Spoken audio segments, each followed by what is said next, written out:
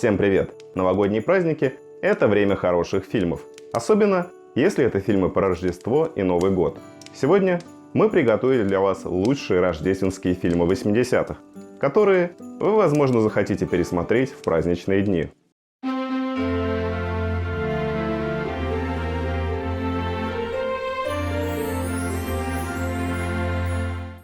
Любопытно, что далеко не все рождественские фильмы – это семейные картины про Санта-Клауса.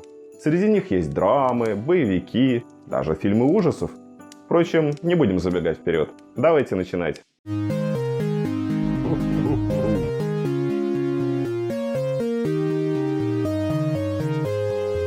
Действие фильма происходит в Америке 40-х годов. Главный герой, 9-летний Ральфи, мечтает о 200-зарядной пневматической винтовке Red Ryder. Однако все взрослые, с которыми он делится своей мечтой, включая самого Санта-Клауса, повторяют одну и ту же фразу, ставшую впоследствии популярным мемом. «You'll shoot your eye out» – «Ты отстрелишь себе глаз».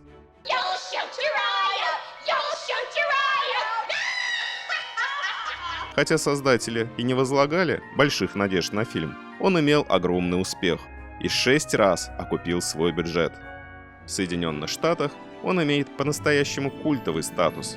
Каждый год в канун Рождества телеканалы TNT и TBS устраивают праздничные марафоны, показывая этот фильм нон-стоп 24 часа в сутки.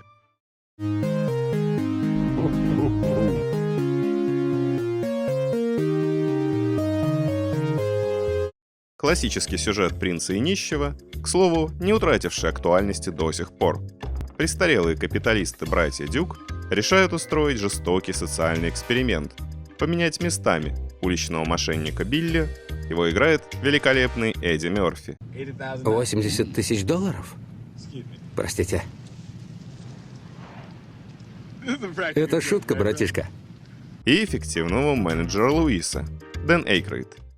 Рэндалф, Мортимер, это неслыханно. Что происходит? Я ничего не сделал. Уинторп. Хорошо, что твои родители не дожили до этого дня.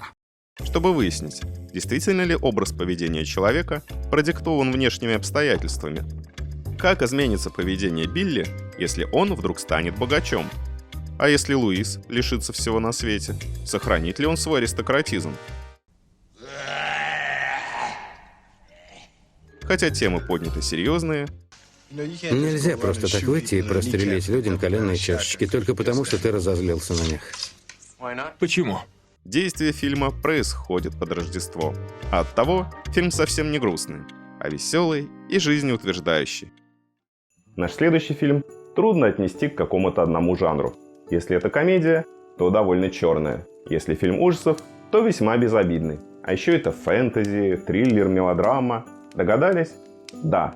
«Гремлины». Год 1984. Фильм начинается с того, что горе-изобретатель Рэндалл Пельцер приносит в подарок сыну Билли милого пушистого Магвая по кличке Гизмо. Что это? Ой, новый друг. Это настоящая живая игрушка. Свет не видывал более няшного создания. Однако в общении с Магваями важно соблюдать 3 правила. Избегать воды. А что было в банке? Обычная вода.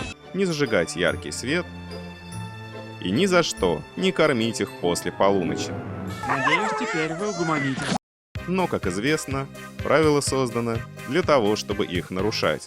И расплодившиеся гремлины скоро заполонили весь город.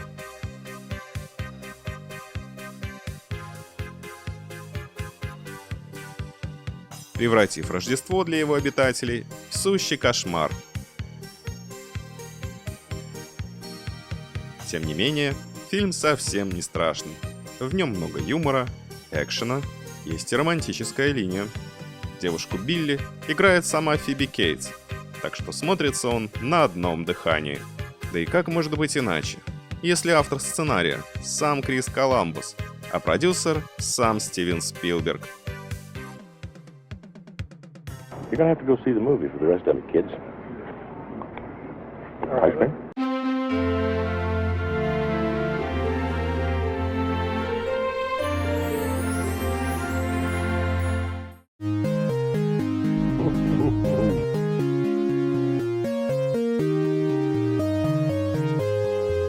Пожалуй, это единственный рождественский ужастик 80-х. Если, конечно, не считать ужастиком «Гремлинов». Юному Билли Чепману никогда не везло с Рождеством.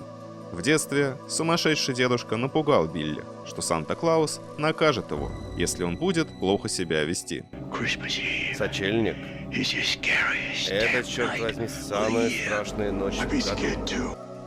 И как нарочно, в тот же вечер родителей Билли убивает преступник, переодетый Санта-Клаусом.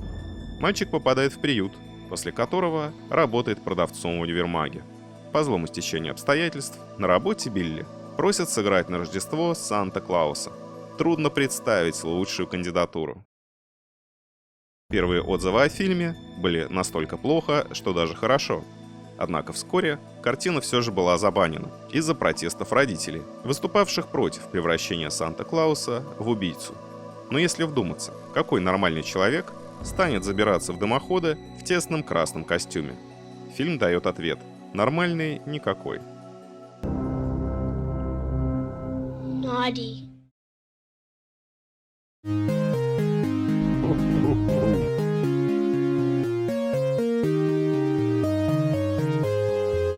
Еще один рождественский фильм с закрученным экшеном и звездным актерским составом. Картина состоит из двух частей. В первой рассказывается история появления Санта-Клауса. Причем традиционная версия о том, что Санта-Клаус — это святой Николай, полностью игнорируется. Здесь это добрый немецкий дровосек Клаус, который каждое Рождество вместе со своей женой Аней развозит самодельные подарки деревенским детям. Кто это? Это гном, как я тебе и говорила. В одну морозную ночь пара замерзает в лесу. Однако добрые эльфы забирают их на Северный полюс, где Клаусу поручается важная миссия — дарить подарки на Рождество детям всего мира.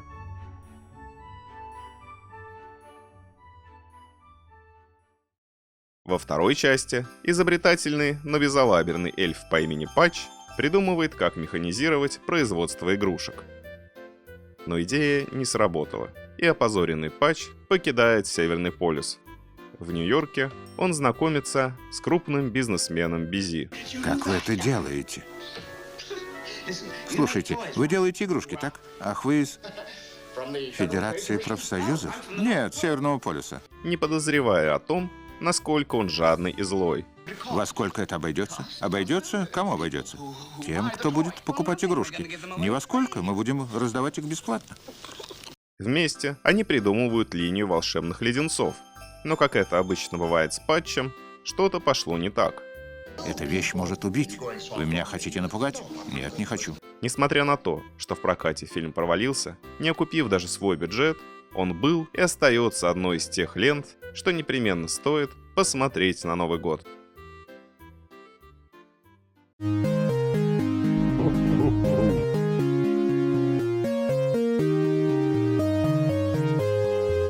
Художественные фильмы студии Уолта Диснея не столь популярны, как анимационные, и этот фильм не исключение. Он о том, как важно не переставать верить в чудеса и продолжать надеяться на лучшее. Главную героиню Джинни, Мэри Стенберген, совсем одолели жизненная рутина и финансовые проблемы. Она едва сводит концы с концами, не в состоянии позволить себе даже подарки детям. Хочу куклу Кэббидж Пэтч и игрушечную печь, которая печет как настоящая. Напиши это все в письме Санте. А я хочу модные часы. Забудьте об этом, вы не получите все это. Мы не можем так разоряться на Рождество. Мы не можем, но Санта-Клаус может. У него $1 000 000 Однако волшебным образом в жизни семьи появляется весьма своеобразный ангел Рождества Гедеон. Папа сказал, ангелов нельзя видеть, они невидимы. Да, иногда они невидимы, но иногда они появляются. Гарри Дин Стэнтон, который возвращает ей веру в чудо.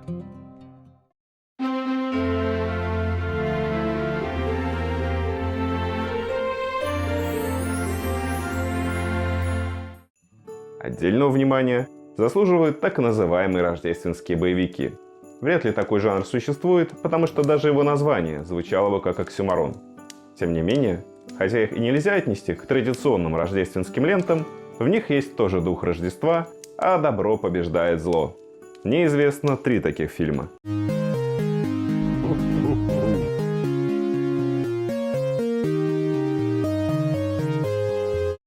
80-е годы Рэмбо воспринимался как крутейший геройский боевик. Ложись! Черт, у него автомат! Но с годами дым от стрельбы рассеялся, и в Рэмбо проступила настоящая психологическая драма о человеческой неприкаянности и изломанной судьбе ветерана войны, ставшего ненужным в собственной стране. Джон Рэмбо, ветеран Вьетнамской войны, зеленый берет, награжден медалью Конгресса. Этот парень герой. Зеленый берет. Герой войны. Класс. Слушай меня внимательно, слушай, я поймаю этого психа и забью ему в печень эту медаль Конгресса. Что же в нем рождественского, спросите вы? Ну, если приглядеться, уже в начале фильма на стойке полицейского участка можно увидеть надпись «Merry Christmas», а на заднем плане елочку. А раз действие фильма происходит под Рождество, в нем непременно случится чудо. Когда казалось, судьба главного героя уже решена, ему явился ангел-хранитель в лице бывшего командира. Чем думает Господь, когда создает таких, как Рэмбо?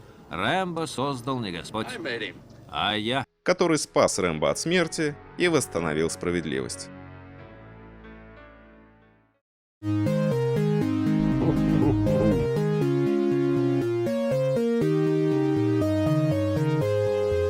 Редко кто вспомнит, что действие этого любимого с детства боевика происходит под Рождество. Но с первыми же титрами в кадр врывается мелодия «Jingle Bells Rock», и время от времени в нем мелькают рождественские декорации. Эй, Рикс! Что? Шоссе. Он рвется к шоссе. Стоит признать, Рождество – отличный фон для фильма любого жанра. Особенно, если в нем есть хэппи-энд. В этом фильме он весьма логичный. Мартин отмечает Рождество вместе с семьей своего напарника Роджера.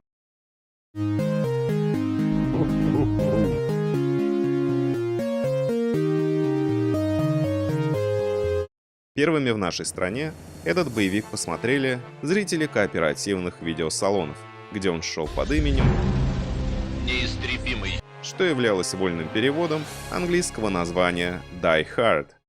Нью-йоркский полицейский Джон Маклейн, его играет сам Брюс Уиллис, приезжает на Рождество в Лос-Анджелес, чтобы повидать жену с символичным именем Холли, которая живет отдельно и работает юристом в крупной корпорации Накатоми. Однако небоскреб, где компания проводит рождественскую вечеринку, захватывает группа вооруженных головорезов во главе с Гансом Грубером, крупным немецким террористом. Только деньги? Что же вы за террористы такие? А кто сказал, что мы террористы? Бандиты берут в заложники весь корпоратив, кроме, разумеется, Джона, который делает все, чтобы спасти жену и ее коллег. Теперь у меня есть автомат. Такие фильмы замечательно смотрятся после семейных рождественских комедий, вроде «Эрнест спасает Рождество».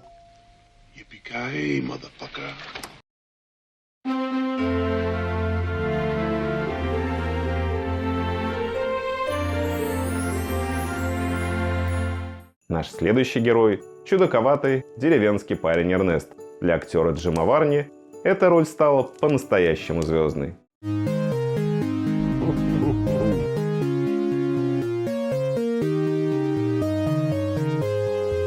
Поначалу Эрнест Уоррен был персонажем рекламных роликов.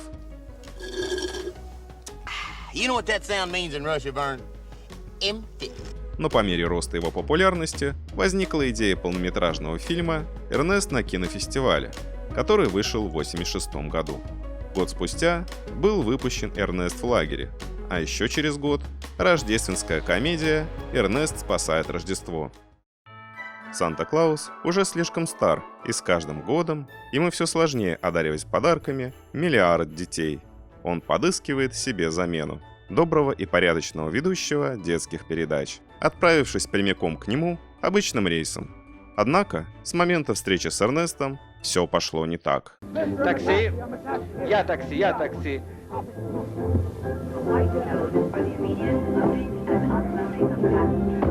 Олени сбежали в аэропорту. А свой мешок с подарками Санта забыл в такси Эрнеста. Вот чего я действительно хочу на Рождество.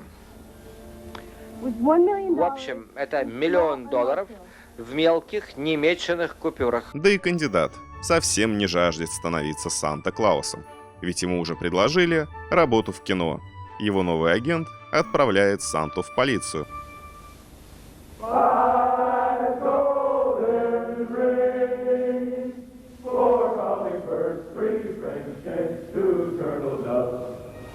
Но Эрнест обожает Рождество и всеми силами стремится помочь своему герою. Я из управления по надзору за исправительным учреждением при администрации губернатора. А это племянница губернатора Мейнзе. Об этом фильме вы найдете много негативных отзывов.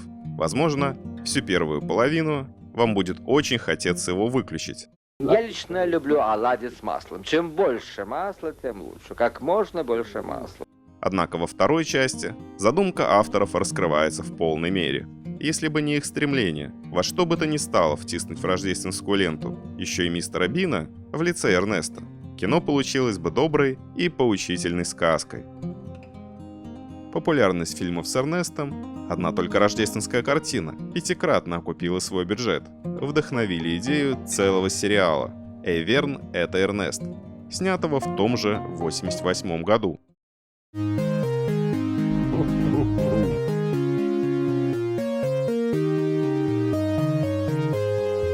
Оригинальное название фильма, дословно оно переводится как «скруджнутый», отсылает к персонажу повести Чарльза Диккенса «Рождественская песнь» жадному старику Эбенезеру Скруджу. В картине перед нами предстает его прообраз из 80-х, бессердечный, циничный телемагнат Фрэнк, которого играет великолепный Билл Мюррей. Господи, мы угробили $40 миллионов на шоу в прямом эфире. А вы сотворили анонс, в котором любимый старпер Америки читает книжку у камина. И знаете что? Теперь мне придется всех вас убить. Когда Фрэнку казалось, что он на вершине успеха и добился всего, о чем мечтал, в его жизни появились 3 призрака, которые занялись его перевоспитанием. Ты еще можешь спастись, Фрэнк. Не отпускай меня, Лью. У тебя еще есть время. Лью, прошу тебя. Лью, не бросай. Они показали Фрэнку, кем он был и кем он станет, если не прекратит жить ради денег. Я должен был думать о людях, о милосердии, о доброте. Вот чем я должен был заниматься. Не надо ждать. Меняй свою жизнь. Для меня уже слишком поздно, а ты еще можешь спастись. Помимо праздничной атмосферы, в фильме есть отчетливый привкус мистики. Ведь его режиссер никто иной, как Ричард Доннер, снявший такие ужастики, как «Омен» и «Байки из склепа».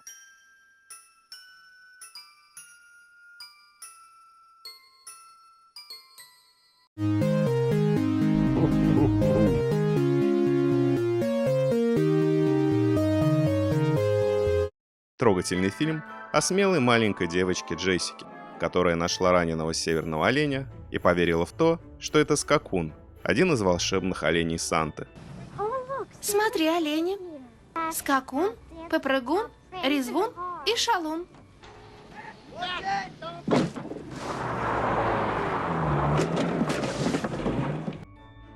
Девочка решает спрятать оленя у себя в амбаре, чтобы вылечить и дождаться, когда за ним приедет Санта-Клаус.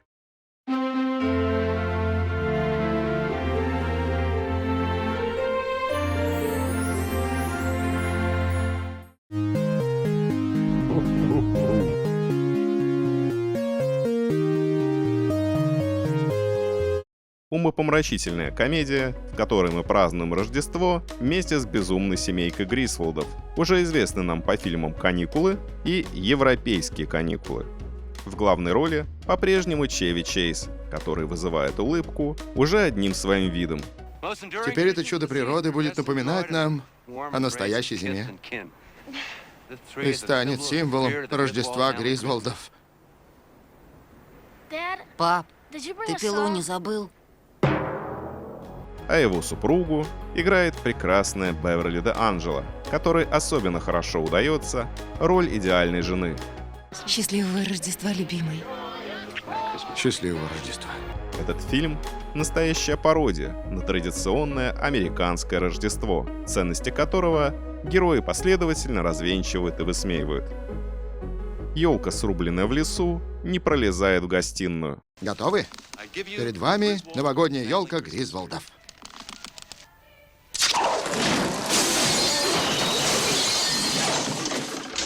Съехавшиеся на праздник родственники ведут себя просто несносно. Веселого Рождества! Дерьмо накопилось. А тут еще начальник задерживает премию. Ты кто? Это я, Кларк Гризволд. Что надо? Мы с женой приготовили вам подарок. От всей души. Положи к остальным, Гризволд. А теперь извини, у меня важный звонок. Соедини меня с кем угодно. В общем, скучно точно не будет. Это, несомненно, культовый фильм и абсолютный лидер серии «Каникулы» по кассовым сборам. Явитесь миру!